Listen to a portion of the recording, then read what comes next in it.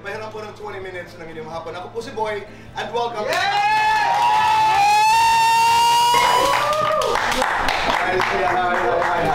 Kumusta kayong dalawa? It has been one heck of a ride, Tito Boy, honestly. There's no specific words that could really describe, pero it's a journey that we actually also are surprised that we have been surviving and we are still enjoying it together. Kasi Tito Boy, parang napapaisip ka, di ba? Parang nung una, ang daming pinagdaanan ng mga pagsubok.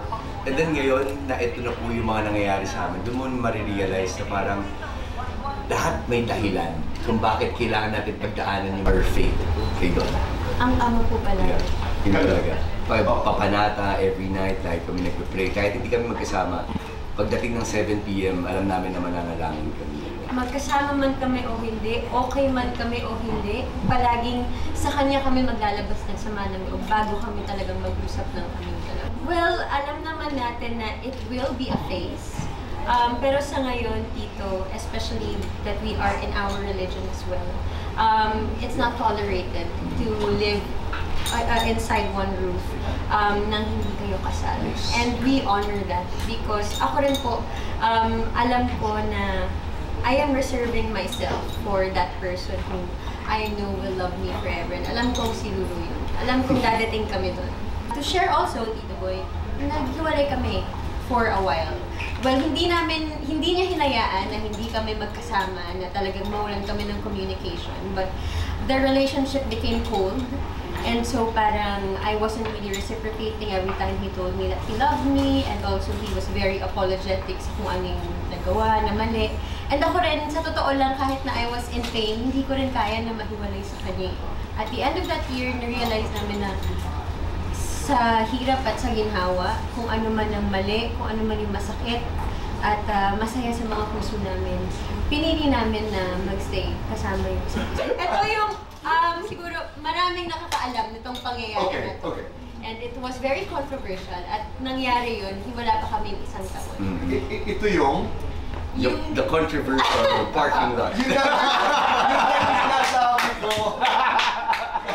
Ang description ka, ito ba yung nakakatawa? Yes. Parang kung maliwanagan po yung mga manonood. Sa'yo, Tita Boy. Opo, ito yung parking lot ko. Parang it is the first time pinag-drive ko yung lola niya. And then sabi sa akin ng lola niya, Ru, si Bianca, ganyan lang yan ha, pero mabait yan at mahal na mahal ka niya.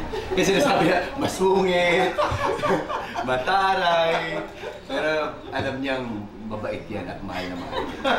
Kinabahan siya no, Tito Boy, kasi that was the first time na nag-bonding sila. Silang dalawa lang. He had to bring my lola home from our cousin's house. Tapos sabi ko, sige, ikaw na yan para magkasama kayo. Tapos sabi ba naman sa kanya, intindihin mo na lang si Bianca. Ito, hypothetical po ito. No? Right now, right as this very moment, if he proposes marriage, anong isasagot? Alam naman mo. Gusto namin marinig.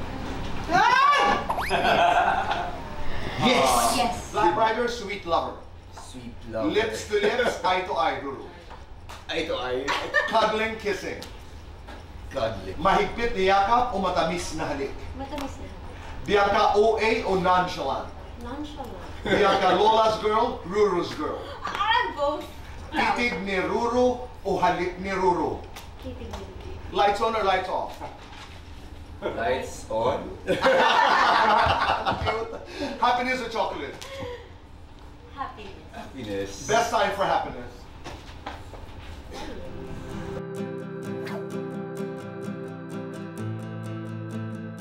Palagi ninyong pipiliin ang isa't isa.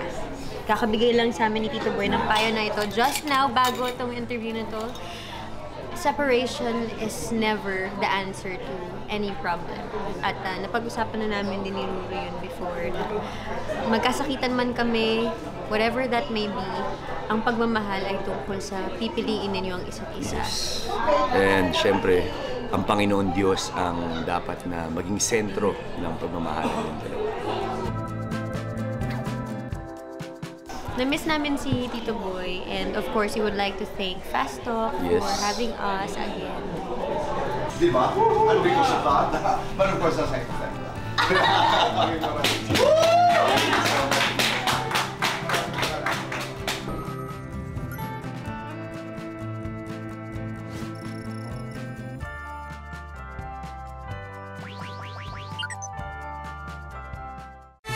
Tawa, tawa, tawa, tawa, tawa, tawa, tawa.